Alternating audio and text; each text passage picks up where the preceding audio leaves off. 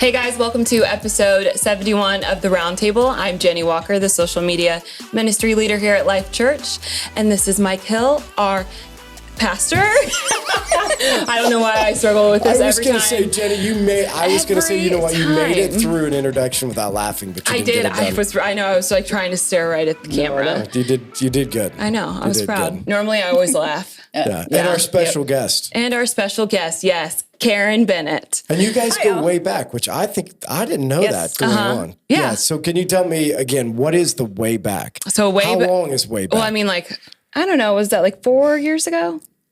Has it been that long? Yeah. I mean, it's been 2019. So it was like 3 years it was before ago. that because it was, no. we were going a year before COVID.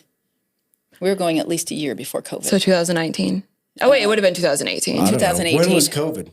2020. Are you serious? 2020, like February, March 2020. Yeah. No, it's not a real monumental thing in my life. COVID I think it should be. Why? I don't know. It's just a time marker. Yeah, like 911. You know, it's like a time 2020. marker. 2020. Yeah. You know what's funny though? So Lexi's a teacher up at Warsaw, and so she, like me, is huge on history. And so she said the other day in her class, she was talking through historical things, and she brought up 9/11. None of her kids knew about it. Yeah, it's sad. How do your kids not know about 9/11? Well, I mean, they weren't around during the time. No, I know, but historically, why aren't you telling that story? Yeah. I know, especially like during like the 9/11 day. Yeah, I was just, I'm surprised that people aren't telling that story. Like what happened. Where were you at when that happened? Sitting at a service desk at Zerker Tire. I'll never forget it. I'll never forget that moment. I looked up at the thing and they just said a small plane just flew into. So you saw the second one when it happened? No, it was the first one because they said they replayed it. Yeah, they said a small plane has just flown into the World Trade Center, and then you're sitting there and all the coverage, and then the next thing you saw the second one though, right? Yeah, because that was when I think the whole world realized that like something wasn't right. Yeah. I just watched a documentary on Hulu that was this guy, he had lost his wife that was in there, and he was looking for her for like 6 months because they discovered when it was like towards the, like right when it happened, when they were going through all the rumble and everything, they covered the 20. The rubble. Let's get ready to rumble. Well, yeah. Either way. Rumble. They had over 26,000 body parts that they had to identify. And they've only since then uncovered 2,000 bodies. Really? Yeah. That's what it said on the podcast or on the show. But he was looking for her for at least 6 months, and he thought she was alive because one of her coworkers had said, had called him specifically and left a voicemail and said, I saw your wife. She was wearing this and this, and she was heading downstairs. Oh. Well, what they found out later was that she ran back up to help her coworkers. Oh, wow. Right. Or else she would have went out. Have you been to the 9/11 memorial? Have you, Karen? No, I haven't. Nick, have you? I have not. Have you? Oh, yeah, twice. Were you there ever before? No. When they were there? What's it like without them? I mean, again, so it's somewhat humbling because you go through, it's like going to the Holocaust Museum. Have you ever been there? No. So that's in Washington, D.C. And so it's like, I'm a big history person. And so like when we go to New York, we go to Ellis Island and you go you put on these audio tours and you go through and it's like you're in the place. That's cool. So it's the same thing for the 9/11. You can do an audio tour. And so you go all the way through and you're standing in these places and you see like the beams and the trucks. But the most moving thing is that you sit in this room and it has all the pictures of all of the people that died. And over again, it replays their last moments of their life. Like, hey, just wanted to call and let you know. Oh my gosh. This plane that flew into the tower. Just wanted you to know I love you. Tell the kids that hopefully I'll be home. You know, and it says her name. And a hologram comes up of her face or their face. And, and you could just sit in there for because you really don't personalize it's like 2,900. I mean, just under 3,000 people. Right. That's what I mean. Yeah. Like, you don't personalize it until you sit there and listen to every voice, and the fear in some of them. Right. I'm thinking of jumping because it's so hot. Yeah. And, just it's hard to put in perspective the personalization of it until you hear the voices of the people. Right. So that part of it to me was significant. And then you go out there, the thing you always see where the water's running in, I forget what they call it, but it's where the buildings were, and so what they created. big hole, and they have water running in it like a fountain. That's cool. You know, and so it's just amazing to think how big it really was. Yeah. Like how big the buildings were and to the scope of what it was. Yeah. And I don't know. I just think it personalizes it a lot. That's why I like watching so many of their documentaries, because I mean, they have so many on them. And that one showed a image that I hadn't seen out of like the 20 that I had seen. And it was just like so shocking to like they were standing right underneath the building when the second one went in. And it's just like to think like the people were sitting in those desks and the chairs right when it went in is like so eerie. And on those documentaries, did they talk about the people that died because of the falling people? I knew that before, like seeing they could watch people fall out of the building. Yeah, because They actually fell on other people.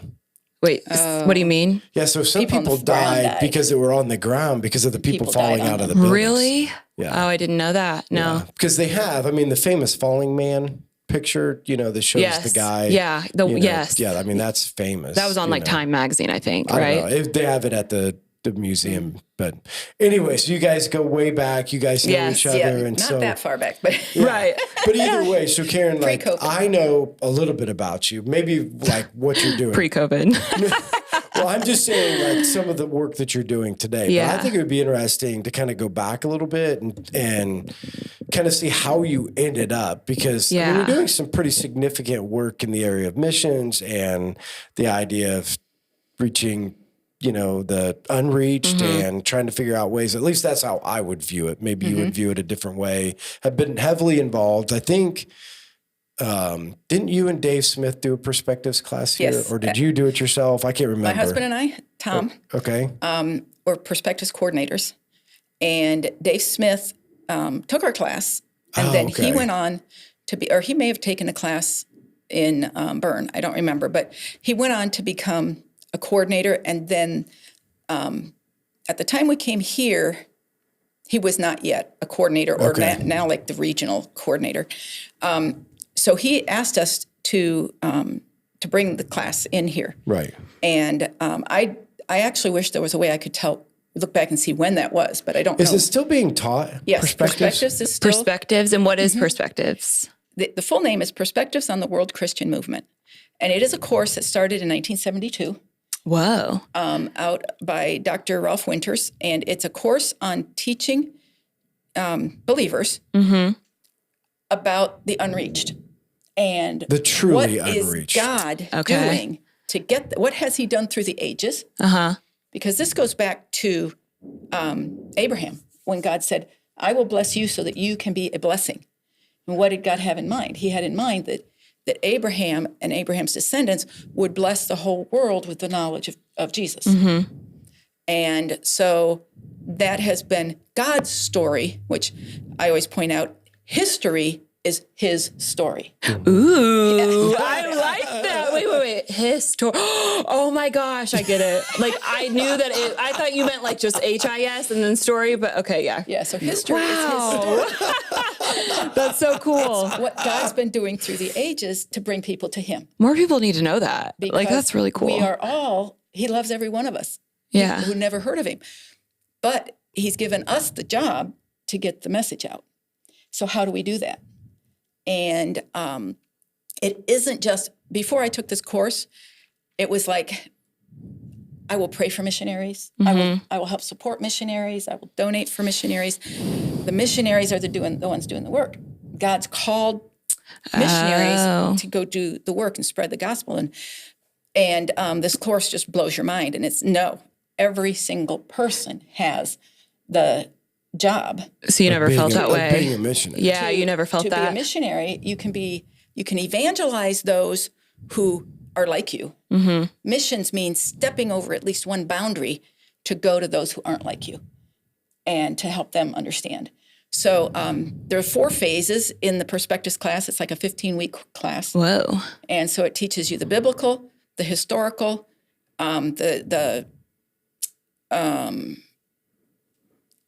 like from, I guess, the mission era, which kind of started in the late 1700s, 1500s. If you count the missionaries, the Jesuit missionaries and people who went out, 1500s until, and then now going forward, what's left to be done. Wow. And so, and the man who started the course is the one who coined the word back in the 70s, unreached people groups. That was he was speaking at a Lucerne conference. So it was the U.S. Center for World Mission was the name of this organization in Pasadena, California. So Tom and I actually, for 2 years after we became coordinators, and we really got passionate about this, they needed people to be on staff, but be on staff meant you had raised your support. You were a missionary in Pasadena helping to run the organization. And that's what we had thought we would do. And both Tom and I were in IT, and they needed IT people. So we worked on raising funds for 2 years, but we had a family of 5 kids. So 7 people moving to Southern California. Yeah, that's a rough one. It was more money than we had ever made in our life that we had to raise to go. And so it didn't work. It just never came together. But that's a passion of ours and God is doing fantastic things. But part of what we learned during this was there are 4 ways, and I can't remember all of them right now, but I do know there are 4 ways that God gets message to people who don't know it. One is he sends somebody to them to tell them about it. But another really important thing that he's doing nowadays is he brings people out of those very closed, very unreachable areas, brings them to people who know. And so now you just have to get past the cultural barriers and language barriers, but they're here. They're right here. So you can reach out to them, and you can be reaching an unreached people group in your neighborhood, in your backyard. So that's been a passion of mine also. Back in the 2000s when I lived in Fort Wayne, and we went to church in Fort Wayne, Tom and I met at this church, and we went to in Fort Wayne. There was a family who from Myanmar, from Burma, and they had lived in the Thai border camps. And in the Thai border camps, they had become a member of this church that we belonged to. It was a worldwide church, and then they moved to Fort Wayne. And so the pastor got a call, and the pastor contacted me and said, "Hey, would you like to work with this group of people or this family?" That's neat. So I helped them and welcomed them into Fort Wayne, and just set up, how do you get social services, and where can we get to, who can I call that might donate clothes to them, and things like that. So it's a culture shock for sure. So, and we got to know them, and we got to know, we would go to their house, and we would sit with them and talk with them, and have food, always food, have food with them. And this was the first time I saw many people come in, go to their kitchen, eat, and then leave. And I'm like, well, is that rude or what? They come in, they eat your food, and they leave. Wait, like they did that to your house? We were at her house, at their house. And they're compatriots. Okay, fellow, they were actually Karen Christians. Karen is a ethnic minority in Burma. And these people who were also from the same people group, they would come in, they would go over, eat their, chicken and rice, hi, bye, and leave. But that was a sign of them being an influential family. Wow. That they were able to provide that. And so it's just lots of cultural things that just fascinate me. Yeah, so let me ask you a couple different things. So one that I think is interesting about the whole mission movement, right? Let's say how we got to know each other. Do what? I said we still got off of how we got to know each other. Yeah, we did. Oh my gosh. That's normal. That's normal. We'll get to that. So a couple different things with the mission movement, right? So one, talk about the challenges of trying to convince people that it's your responsibility and that everybody's a missionary. Is that a difficult challenge to get? Open the Bible. Yeah, I know. That's what Perspectives does. Is it opens the Bible, and you read where it says, all authority on heaven and earth has been given to me. Therefore, now go. I'm giving it to you. Right. You go, and that was not. And then you teach others to do what I've taught you. Right. So it didn't stop with the 12 apostles, and it's everybody. And so.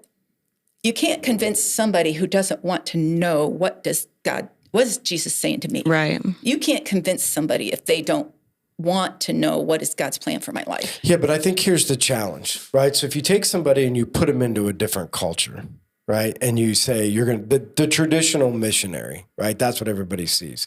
So when you talk about missionary, you take somebody, you put them into a different culture, they have to work at it. Like, you know what I mean? Because they're in a different place. They're living in Guatemala. They're living in, wherever. So they have to work at getting to know people. They have to work at it. It's all that they do. And so the transition, not that it's easier, but it's always on the top of your mind because you're trying to fit in, right? And you're trying to, all the time, trying to figure out how to get it done.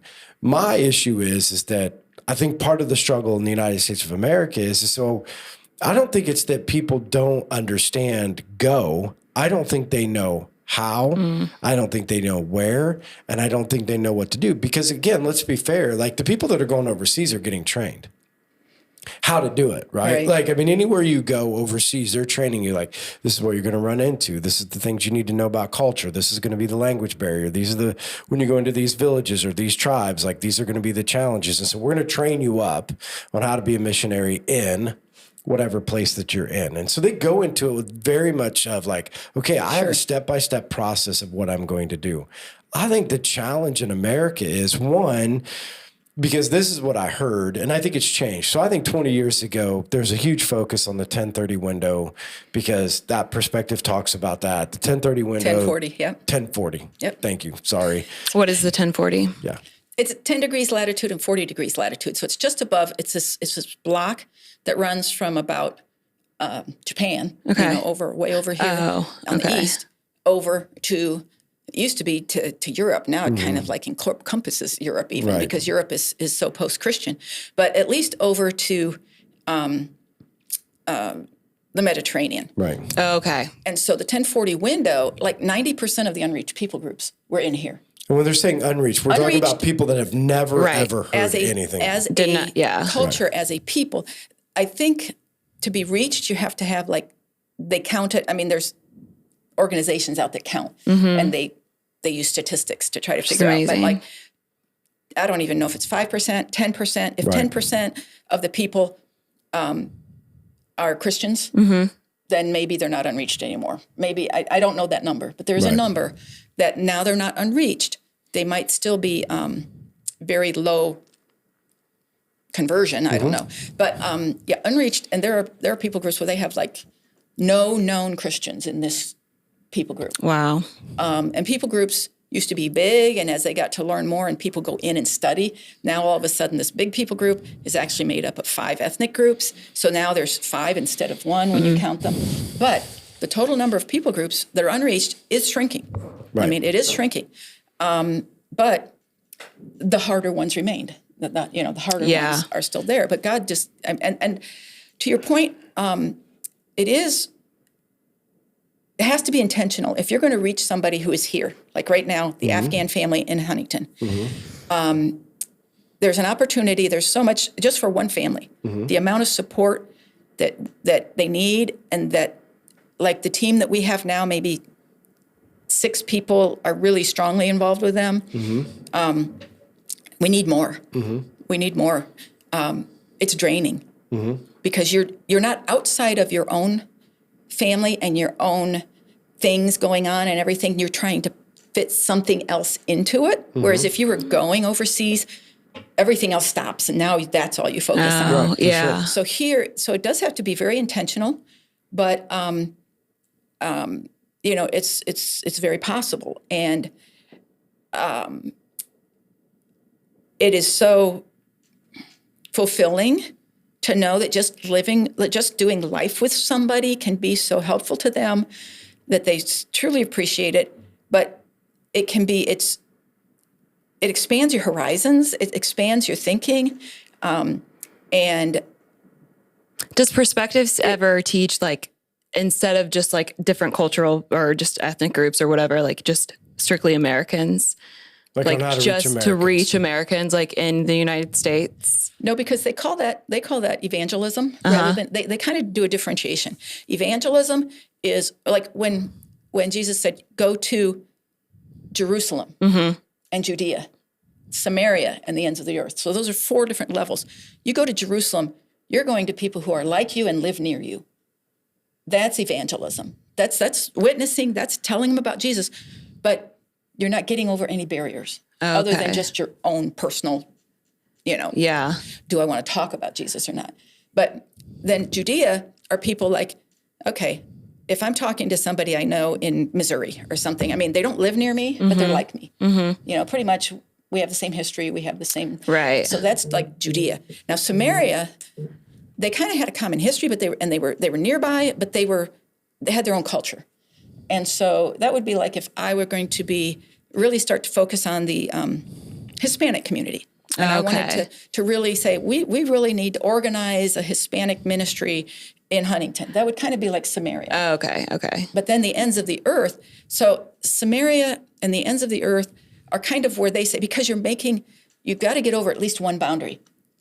Culture, language, geography, history. There's some boundaries to go over. Then that puts it into the missions. Why is that? Why is it necessarily like they have to get over a boundary to be considered a certain thing? It's just the structure that they've put together to help explain something. They say it's like this. If you have a stack of pancakes and you pour syrup on it, yum. the syrup just goes all over and it's pretty easy. It spreads everywhere and comes down. If you have a stack of waffles and you pour a little bit of syrup on it, it's going to stay right here. Right. Unless you start to put it in to every little hole and you go over into the next hole. And so it's harder and more difficult to get syrup in every one of those holes because of the boundaries and the obstacles on the edges. Oh, because those people are going to go out and reach their same people that are in the holes inside of the waffle. And so I like those kind of descriptions. You like what, the waffles? No, well, I love waffles, but I love like when people explain things like that. I love, the grooves in the waffle. Oh, I love waffles. So it's what they're saying is, if everybody focused on the pancakes, Got you. It's easy. Okay. It's a need. There's a need. There's unbelievers everywhere. But then nobody would reach the waffles. But you have to consciously reach the waffles. Yeah, you have to, and then you have to figure out, am I in every hole, or is there a hole right here that, like, the big group that had 5 ethnic groups we didn't know about until people started going in and getting to know them and finding out. Just like the Afghans in Fort Wayne. I was talking to a man yesterday, and there are like the Dari, and then there are the Pashtuns, and then there are the Kurds. Whoa. I don't remember, but there's and they all and even in Fort Wayne, where there's like these 22 divided. families, they don't get along. Blend real well. They don't like because there's just different things that carry over from where they came from.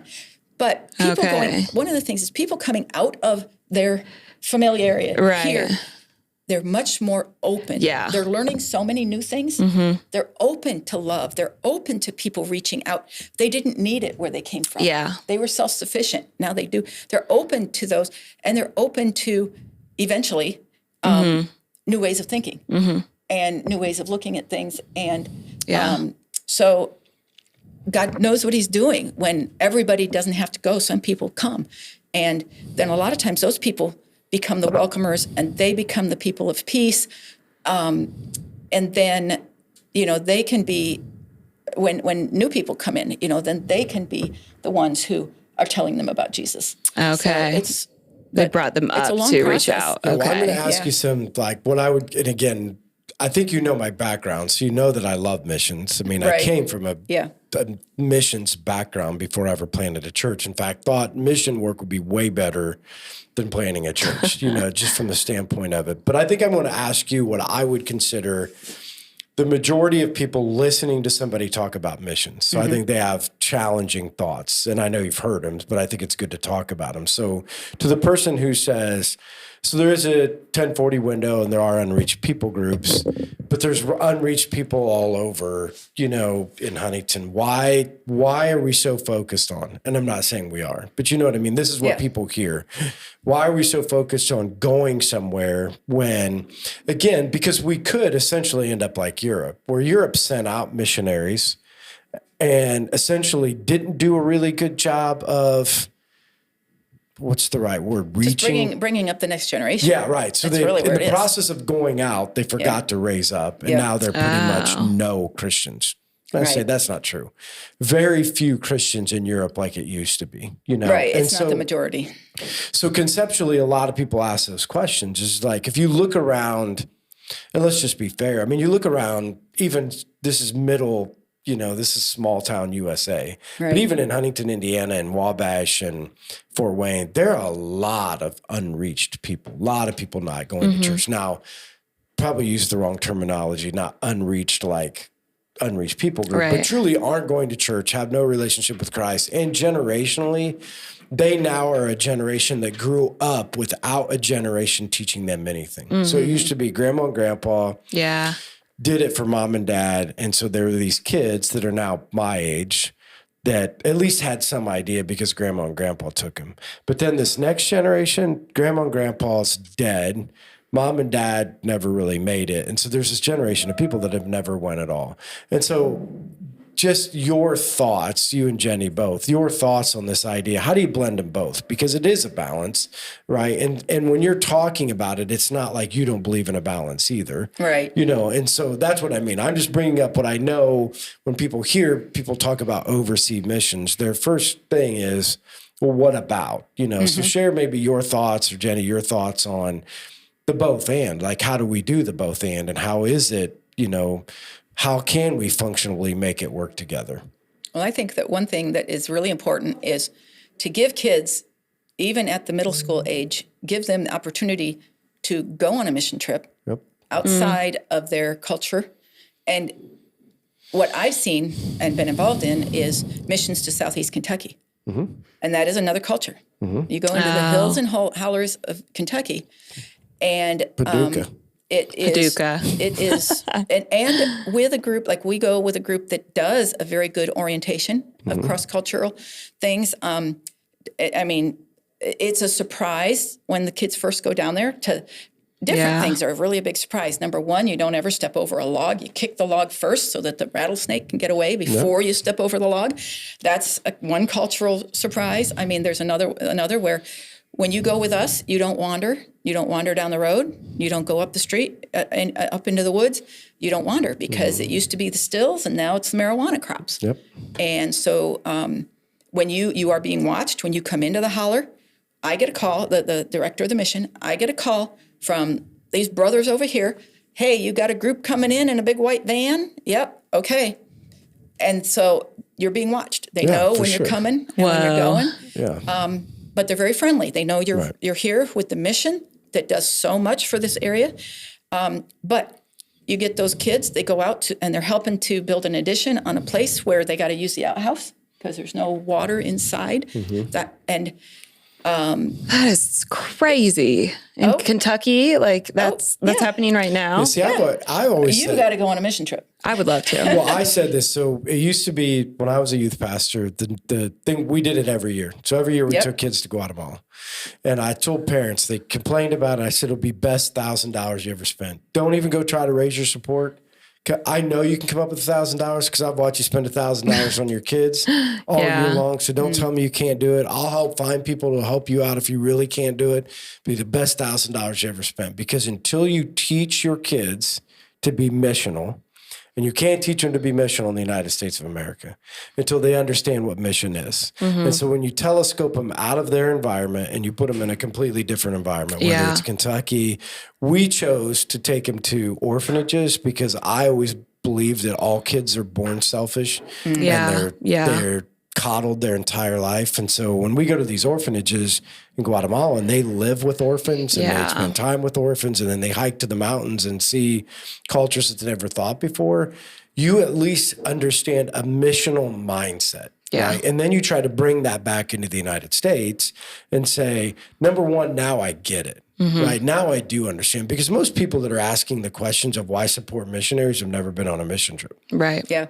So I'm a huge proponent. In fact, again, we've been talking about it at Life Church forever because Life used to go all the time. I'm trying to go. India. We went to Guatemala, went to India twice.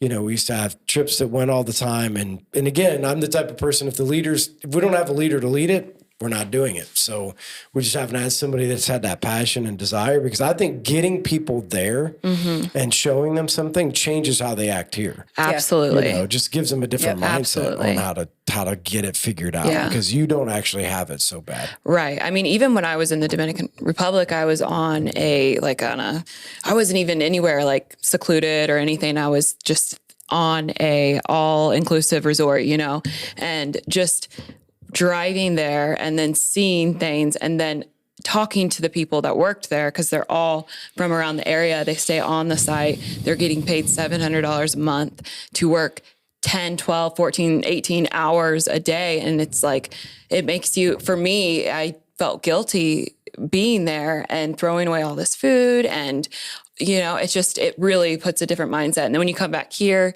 and you see everything that's taken for granted that they would have enjoyed or you could use, or it's just a whole different, I don't know.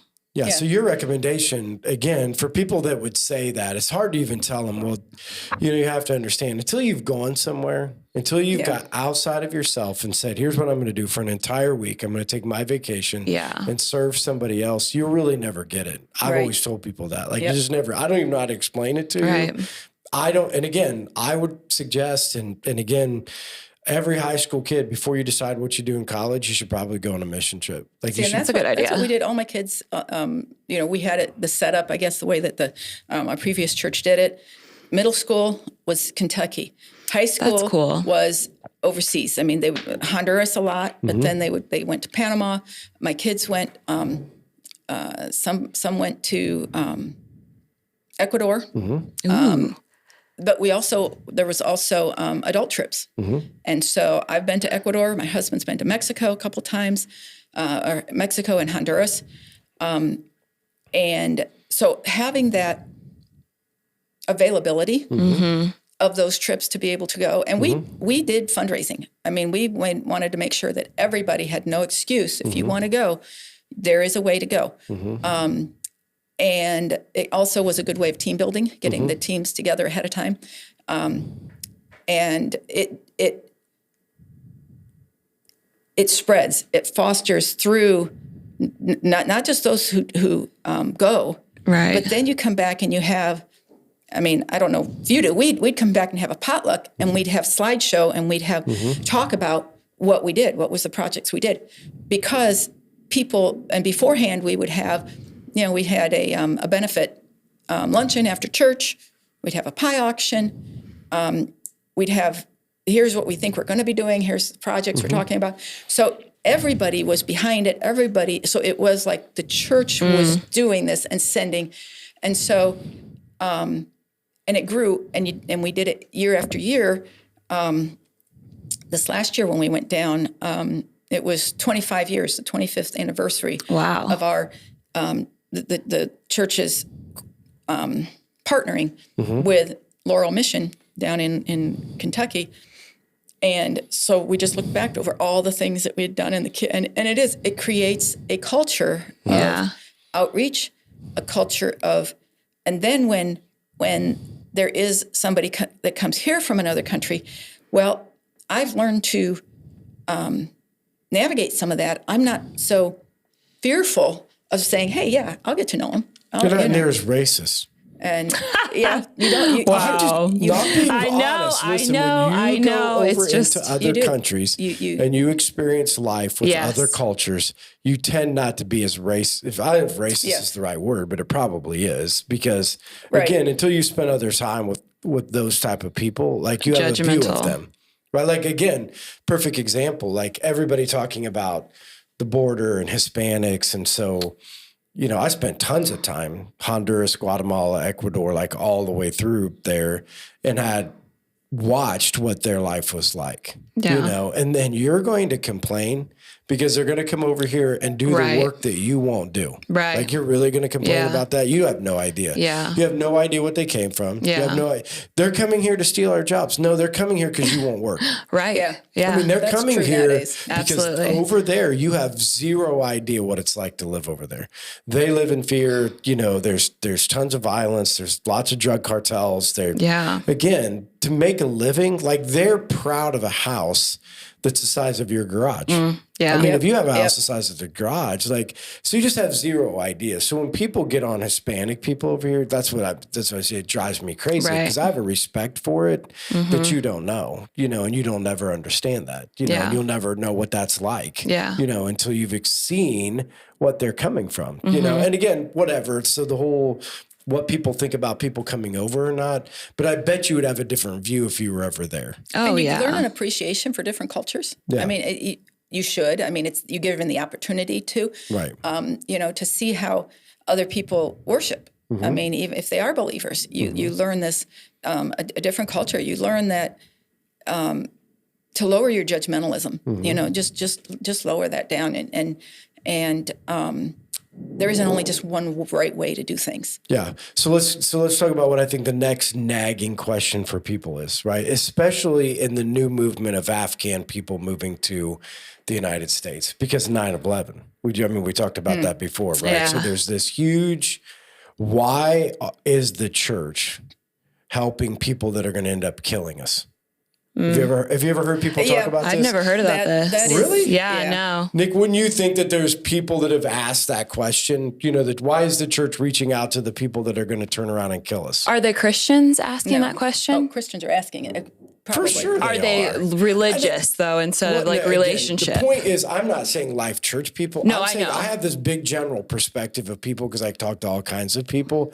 And I'm not even saying people have directly come up and asked me, but I have a feeling I know where people are at. In the back of their mind. Yeah. Because again, they do. They don't get it. When they say, hey, we're welcoming in Afghan families and because they're refugees and they're coming in and there are a lot of people like, yeah, they're going to get in here and then they're going to end up turning around and bombing us.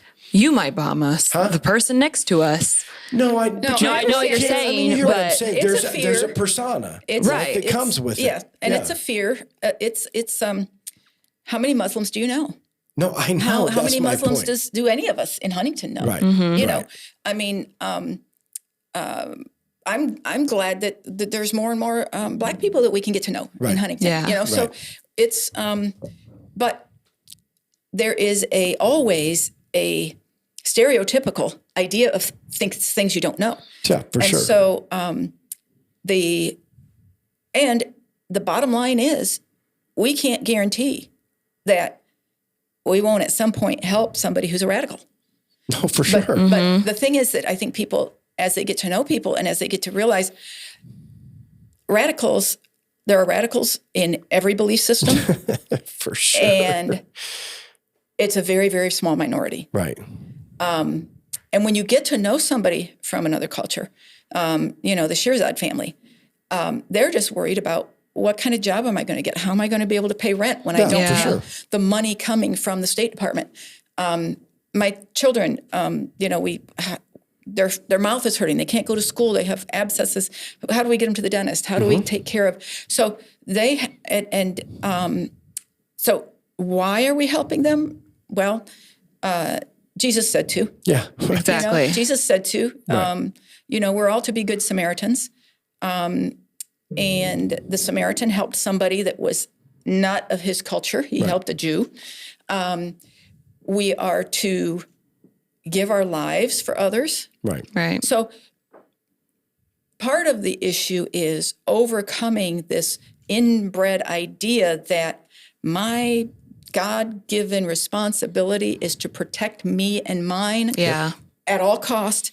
And if I do that, I've been a good Christian person. Right. Yeah, And that's where they that's got what it I wrong. wanted to, again, I was hoping you would get to that because I knew that's the way that you feel because what they're saying about that honestly is how they feel about everything. So it Yeah. goes clear back to, we go to take in the Clark kids, right? So the majority of solid Christian people said, don't do it. And here's the reason. Your responsibility as a Christian is to protect me, mine, and ours. And when you bring in people who are doing drugs or you bring in people that are do you realize what kind of harm that's going to bring on your family? So I wanted you to say that, or not that I wanted you to say that, but I knew that you felt that way because this is a problem. Yeah, this it is a is. huge problem. It's not just because of Afghan people. It's because you're too worried about yourself Yep. is the reason you're not a missionary. Yeah. Get yourself out of God's place Right. because God is big enough to protect those he wants to protect. God also, But Karen, wait, how many people believe that? Let's be honest. How many people today believe that I'm going to take a risk and I'm going to leave it up to God? Right. Not very many. Not enough. Not enough. Right. Not Yeah, anywhere. right. It's a process. I'm learning that. I'm learning how to do that. Okay.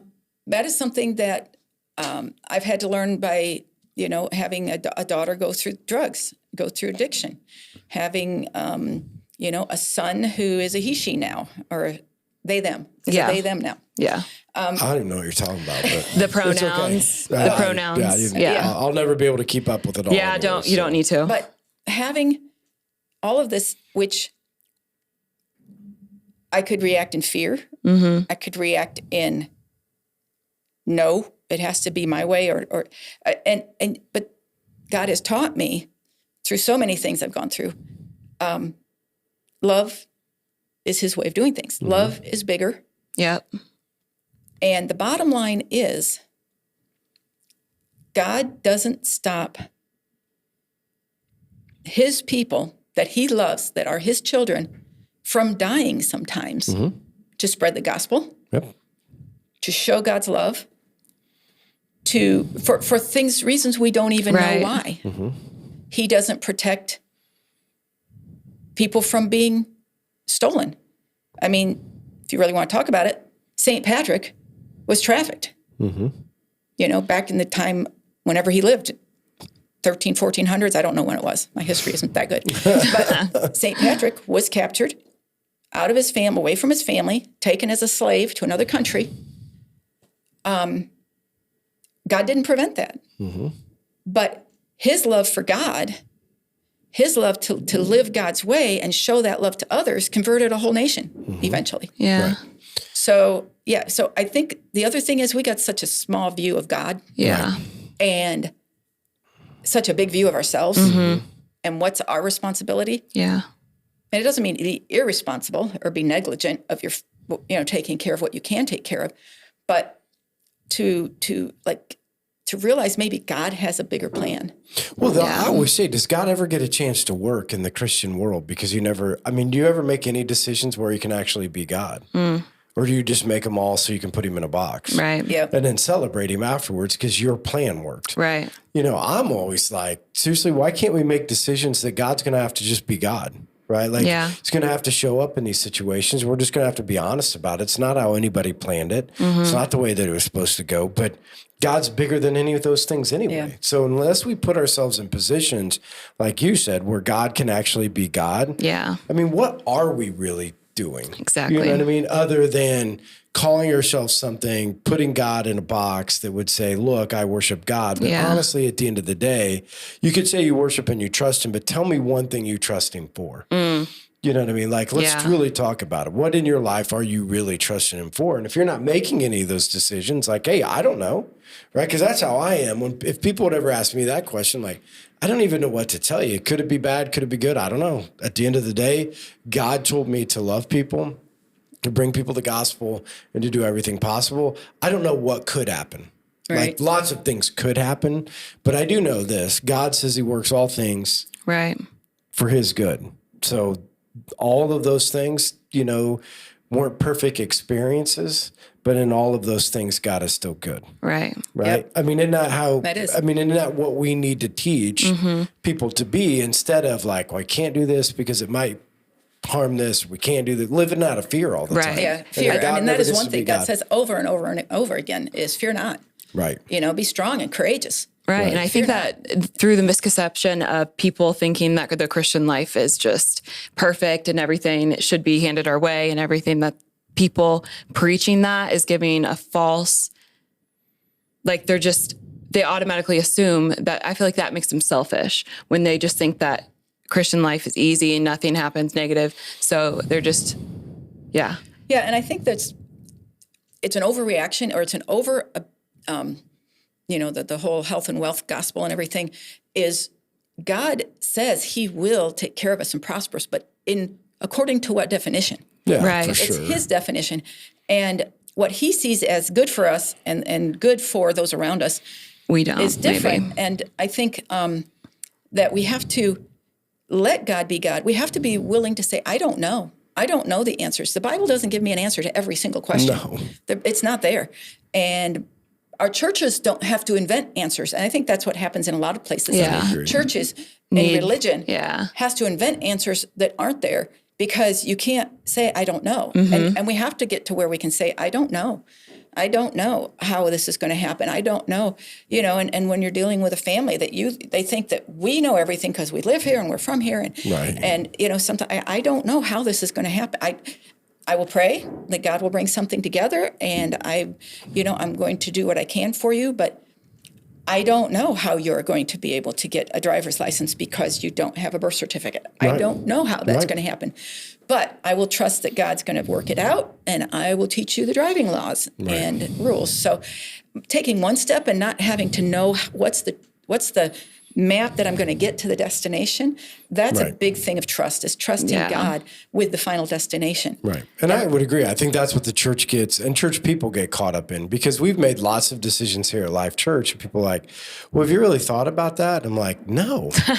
No. I mean, at the end of the day, I have no idea. Yeah. I have no idea. Like, I don't know how it's going to turn out, and I don't know what it's going to be like, but I do know this. Somebody felt led, or we felt led, and we're going to trust God. I don't know what the outcome's going to be, but I do know this. It's at least going to be following him. Mm-hmm. Yeah.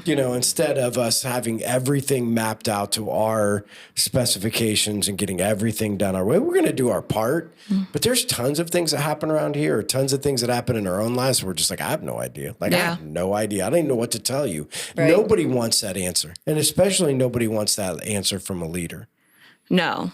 Right? No. Like, nobody wants the answer of, I don't know. No. And I'm saying. But it's a challenge. We need to challenge them and say, okay, we don't know, but let's take the next step. Let's pray about what is God telling us to do next? And let's take that next step. And that's the other thing. I think the other thing is learning to hear God's voice. Right. Yeah. Learning to hear when he's saying, take that next step. Right. And not second guessing it or comparing it to all human wisdom that's out there and human reason that's out there. Right.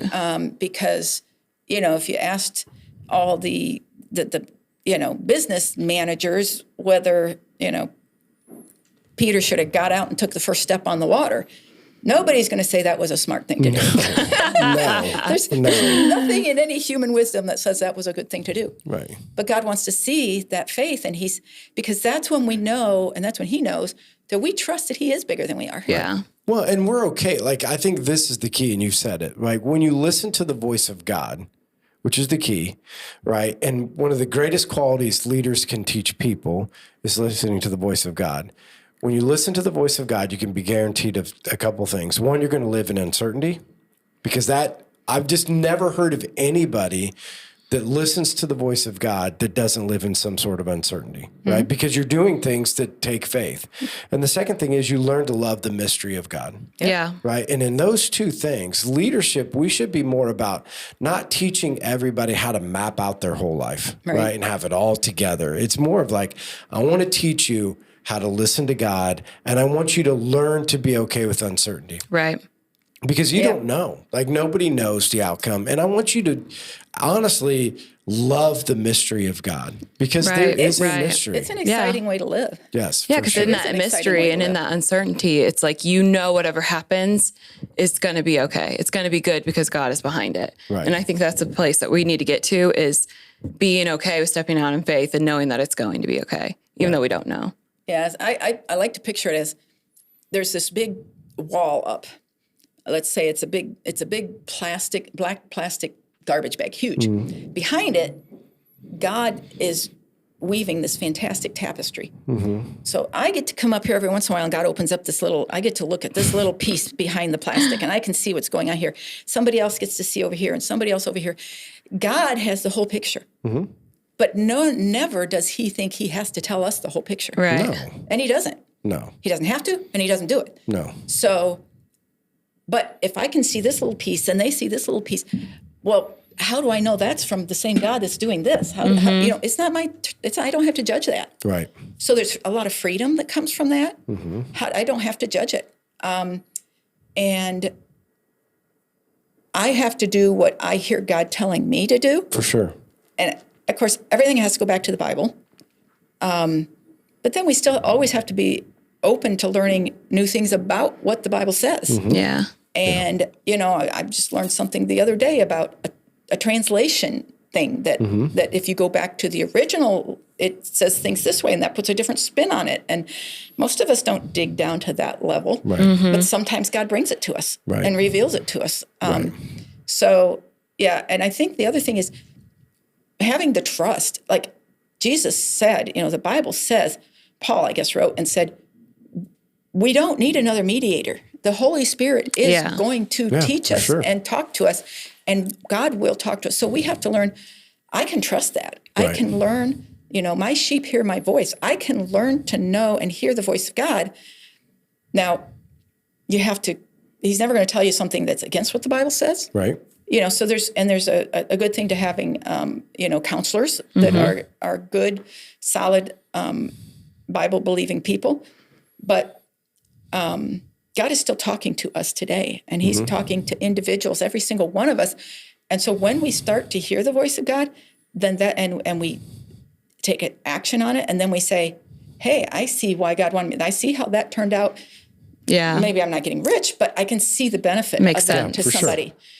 Then I can trust him the next time I hear him. Right. And so it's a life journey of doing that.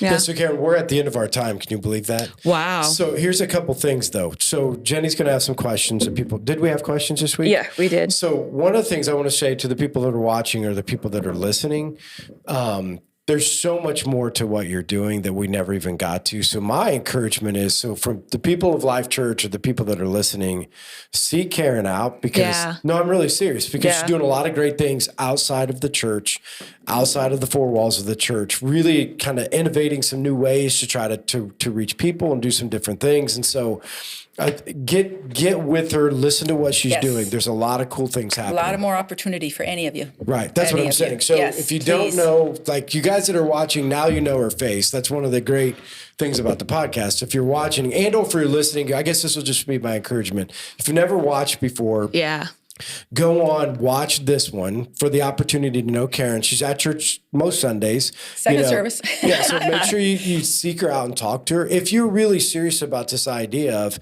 like her shirt says, the church has left the building. Oh, I didn't even read that. She has really taken on this idea that the local church has a part, right? But she's also doing her part and how God's using her outside of the church and the things that she's doing. And from a missions perspective, has a lot of experience, in those areas and really doing some cool things. So make sure you seek her out, talk to her. I'm going to speak for her, but I'm sure she would love to talk with you, sit down with you. Ask anybody for my number. They can give you my number. Call me. So get involved. And again, maybe Jenny, if you want to get with Karen, Jenny could get you her number, let Jenny know.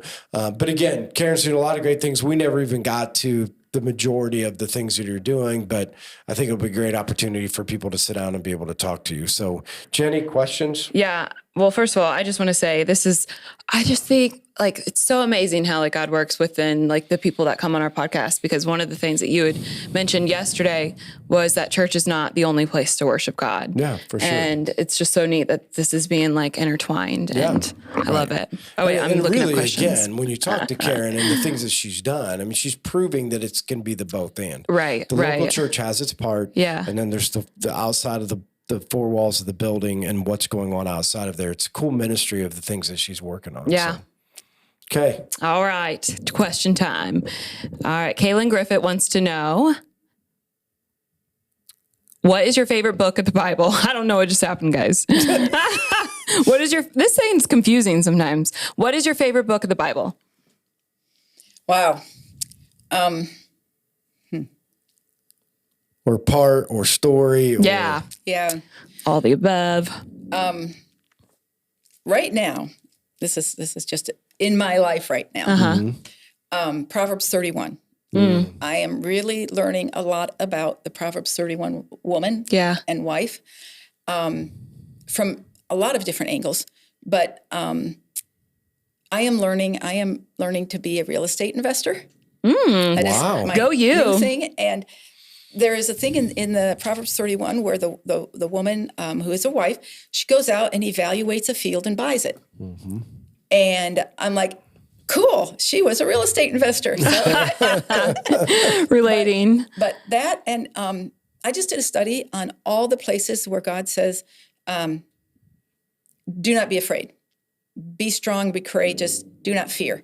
And that is so much throughout everywhere, Old Testament, New Testament, that has just really recently, and part of it was to help me overcome the fear of becoming a real estate investor. Yeah, for sure. And I don't have a lot of money. It's not like I have a lot of money, just go out and do it. But there's Right. ways to do it without having money. And so that's what I'm learning. Yeah, awesome. But that's kind of where I've been applying because it applies to my life right now. Yeah. Good. Those are the best scriptures, and when you can apply it to your life. Right. Next question's from Brenda Williams. She wants to know, what is your best census story, good or bad? Best what? Census. Yeah, she used to do the census. What I didn't realize was But she's a rules real of the estate census? agent. when I gave Brenda's a real estate agent. Isn't that weird? Yeah, That's when weird. I sent you the the when paragraph. I responded and I gave you my Yeah. that was going out to everybody. It was not. Oh, It was wasn't? not. No. Oh, so no. she knows I was a. Yes, she oh, does. So okay. tell us what your favorite census story is, good or What's a bad. census? The 2020 census, Oh, you mean like counting people. Yeah, they walk around. You go to so you go to people's houses. So I was a house-to-house census taker for those who Gee didn't turn in their whiz. paperwork, who Rude. didn't answer 3 or 4 different. She got things. you. So what I loved, I became for our area out of Fort Wayne. I became a problem solver. So they would send me to places where people wouldn't answer anybody else. Whoa. And I loved it because I'd go up, and I don't know if it was because, I'm this little old lady or what it is, but I would go and somebody would say, yeah, that guy, he threatened me. He said he had a gun in the other room. Nobody come back. And so I went up and I just knock on the door and they try to shut me down. I'd say, okay, well, I can just give me how many people live here. Because there were certain levels we could get. Right. Just tell me how many people live here. And, how many adults and how many kids. Yeah. Oh, well, I can tell you that. So I kind of eased into it, and I just figured out a way to do that. But I was going to Marion. I was going into places in Marion where, they would say, oh, nobody should go to this apartment complex. And I was going places, and I was able to get, also we were supposed to do go to neighbors, ask about this, go to different places. And I was able to do that. And I think because I'm a very detail-oriented person, and I don't like going away and saying, can't get the answer for this one. You know? And so I did. And so they begged me afterwards to become a full-time census person. They have full-time census people in between the 10 years that do all kinds of things. But you have to get the jab, and I wouldn't do that. So That's an issue. But it was a blast. I had a blast doing that. 2 years ago this time I was doing that. Yeah. Wow. Lots of Somebody's stories. got to do it, not me. Yeah, I would love to do it. I got think to that would talk be to lots fun. of people. Oh, Yeah. I'm sure. Got to talk to See lots lots of things because you're going to people's houses. It was, That's wild. It was, I met a dog that was this tall to me. I didn't know that dogs were this tall. See? That's the reason I would do it. All the dogs. All right, last question from anonymous person. What is the strangest thing that you've ever eaten? What? In the world? The strangest The strangest thing you've ever eaten. I haven't been on, if you've been on more cross-cultural trips, you probably would have eaten a lot more stranger things than I have. I have eaten in Ecuador. They had people that would go out and buy, just catch trout and cook them like whole. And I thought we were have to the say a whole thing. bug. No, I've eaten some. Well, Ew. some bugs, but not very many. But the delicacy was the eyeballs. Ew. And so That's I tried an sick. eyeball.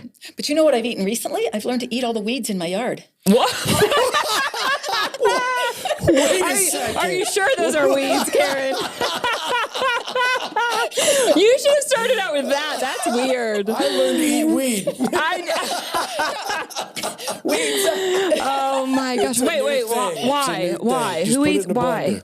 Is it like salad? It's like no, it's foraging, but Okay. there are weeds that grow in our yard and our garden that are more nutritious than anything that we buy in the store. Purslane, dandelion, wood Dandelion sorrel, wine. Dandelion wine. wood sorrel. These are all things that, and I live in town on Cherry Street. Okay, so wild violets, and all of these, and there's a lot more, but they have so much more nutrition, and they're available and they're out there. Normally I pull them out of my garden. And throw You're them going out. around to other people's yards. Can I have some of your weed? Yeah, they're so available. The weed snatcher. Can I have your weed, please? That's the new census worker. So have you eaten anything weird? What's the weirdest thing you've eaten? I don't think I've eaten anything weird besides like hot things that are fun to eat, that you might die from. Like that oil I did, remember? Oh, yeah. When we did the hot challenge. Yeah, we did a hot challenge. Oh, no, not but for I me. don't I can't do that. No. What about you? I know you've got something weird. Oh, I've ate all kinds of Okay, weird like what? stuff. He's probably eating pig's feet. Coagulated chicken blood What? cooked on a grill. That's sick. Yeah. Like deep fried or fish something? paste that's in in Thailand, fish paste that's like mashed up for ever, and they ferment in the jar and you put it on crackers. Ate that. What is the paste of? It's fish. Fish, like smashed up Oh. fish. Like you open it up, the worst fish smell you could That ever is think so of. gross. Chicken feet, pig feet. Why? Was it crunchy? Lots of goats when I was over in India. So I was in India for 20 days. So the Wow. last 7 days that I was there, I could not eat any more food. I lived on granola bars. Why? Because it was gross. Everywhere you go. So I was on a train tour. So Oh, fun. I would preach at a place during the day, get on a train, sleep during the night, get to a new place. We did That's this for cool. 20 days all around India. And so everywhere you go, you're the guest, you're the American. oh. So they make all of the food that you could want is all the best stuff. That's really cool. And I can't stand curry. And everything in I love India has curry. curry on it. And part of the reason they said it was like curry was put on it, not just for spice, but to make the rotten meat not taste so rotten. Ew. So like out in the jungles of India, like you're eating it probably for that reason, but at the house is because of spice. Well, anyway, we finally got this place and I ate it, got through it. And I'm like, I don't know how much of my body or butt can handle any more of this curry. Well, anyway, so then they bring out dessert, and dessert was like Curry. this. No, it was like this donut looking thing, and inside of it, it was filled with sour milk. That is sick. And so I ate it and I said, I'm not coming to another dinner for the rest of the trip. And I lived off my granola bars. Ew. Because I don't know what that's not that weird probably to eat sour milk. I think that's But weird. sour milk is really hard to get past. yeah. Why? So it was just, I don't understand that. Brady, when he was over in Greece, ate monkey brains. Ew. So, Nick, have you ever eaten anything weird? Oreos. No, you're normal too. Wait, what'd you say? Oreos. Oreo. They have triple stuff. Fish We crackers. found those. Fish crackers. Oh, yeah, Come those on, goldfish. Nick, nothing weird ever? I had octopus once. Yeah, was that good? No. Yeah. It was real rubbery. Yeah. Yeah, I don't like octopus either. Yeah. Nobody likes that Maybe you stretchy. could put that out there, Jenny. It's for the culturization of people. Oh. Put it out there in honor of this podcast. What is the weirdest thing you've ever All right, eaten? I'll put it when And I- we'll hear it from different, Okay. like people been in different cultures. I know, this is an interesting question, huh? So again, Jenny, give them the number Yes. that they can text their stuff into because we'll end it up here.